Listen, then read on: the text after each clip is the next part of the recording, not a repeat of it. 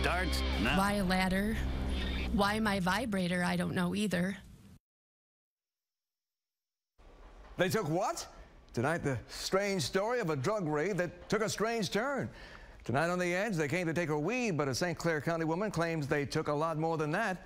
Fox 2's Randy Wimley joins us now live with both sides of this spicy story. Randy. Yeah, they took a couple of guns, a lot of medical marijuana, but what really ticked this woman off, she says that they took something else, something very personal. Take a look. My medicine for my patients. Why a ladder? Why my vibrator? I don't know either. And that last part is creating quite the buzz. A story now gone viral and raising questions about Michigan's civil asset forfeiture laws. They have had my stuff for 10 months. My ladders, my iPads, my children's iPads, my children's phones. Ginnifer and Dean Hency say it all began when their home was raided last July.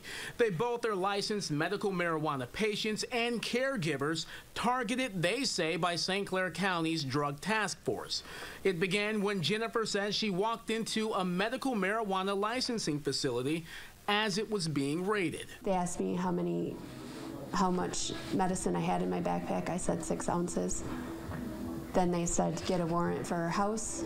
The havoc they wreaked, it was just, just threw stuff around, just dirt dumped all over the place. We were in complete compliance with the Michigan Medical Marijuana Act, and they destroyed my house. But St. Clair County Sheriff Tim Donnellan says they were not, and officers did not take Ginnifer's vibrator and would never have a reason to. He says aside from that allegation, there was nothing unusual about this case. The task force's actions were justified and par for the course.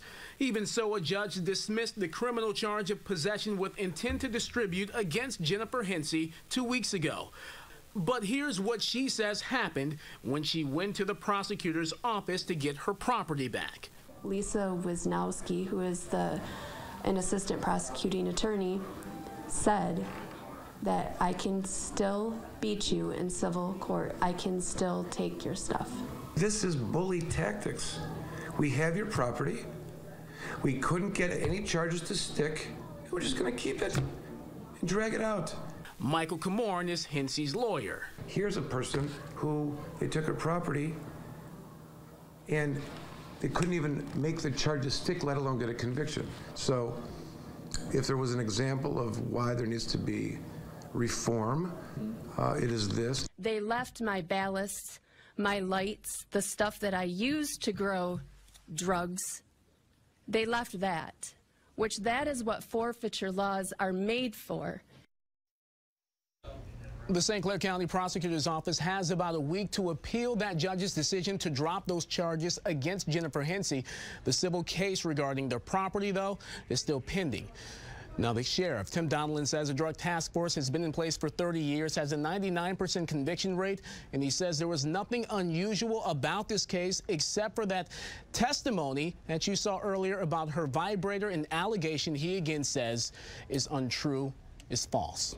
Well, Randy, she was certainly angry enough to testify before state lawmakers about that raid. Any changes planned in the law? Yeah, there are. The House is taking up legislation that would require law enforcement agencies to report information of what they seized and why to state police. The House is taking that up this week. And by the way, there was nothing in that personal item that we know about that may be illegal. Just checking. Correct. All right, man, thank you.